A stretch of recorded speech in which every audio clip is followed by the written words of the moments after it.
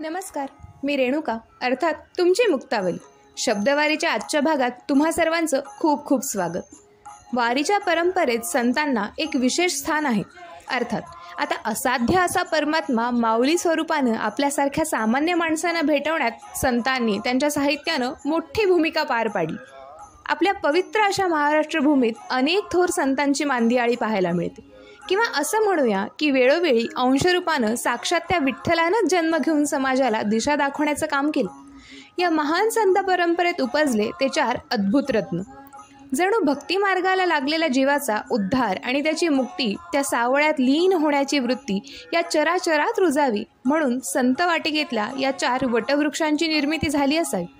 आधी सर्व संग आणि वासनांचा त्याग करून घ्यायची ती निवृत्ती, मग मिळवायचं ते आत्म्याला परमात्म्यापर्यंत पोहोचवणारं शाश्वत ज्ञान, मग त्या ज्ञानाच्या बळाच्या सोपानावर चढून गाठायची ती अंतिम मुक्ती आणि आपला हा जीव धन्य करून घ्यायचा.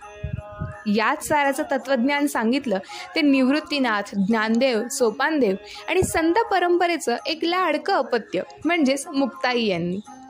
प्रपंचात राहूनही मनाची, आत्म्याची विरक्ती कशी साधावी आणि आत्मशोकाला, बाहेरच्या परिस्थितीमुळे मनात निर्माण होणाऱ्या संभ्रमांना आणि एकंदरीतच थकलेल्या, हरलेल्या मनाला उभारी देण्याचं, नको त्या बंधनातून मुक्त होण्याचं आणि ताटीत स्वतःला बंद करून घेतलेल्या आपल्याच आत्म्याला आत्मविश्वासाचा नवा मार्ग दाखवण्याचं सामर्थ्य होतं मुक्ताबाईंच्या शब्दात.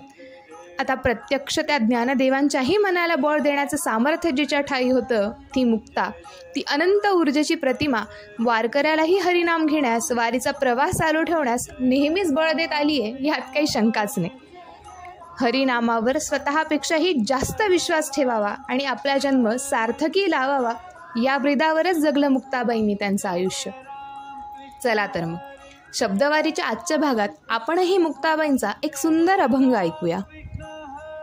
नाम बळे देही आसोनी मुक्त, नाम बळे देही आसोनी मुक्त, शांती क्षमा चित्त हरी भजन, दयाधरा चित्ती सर्वभूती करुणा, दयाधरा चित्ती सर्वभूती करुणा, निरंतर वासना हरी रूपी, माधव मुकुंद हरी नाम, माधव मुकुंद हरी नाम, चित्ती सर्व मुक्ती नामा पाये, मुक्ता ये धन हरिनामे उच्चारू, मुक्ता ये धन हरिनामे उच्चारू, अवघाची संसारू मुक्त केला, अवघाची संसारू मुक्त केला. पहा, केवळ त्या हरिनामातच या जीवाला तारून नेण्याची, भवसागर पार करून जाण्याची ताकद असते. तेव्हा चला आपणही त्या हरिनामाच्या गजरात शब्दवारीच्या आजच्या भागाचा शेवट करूया आणि भेटूया उद्याच्या भागात.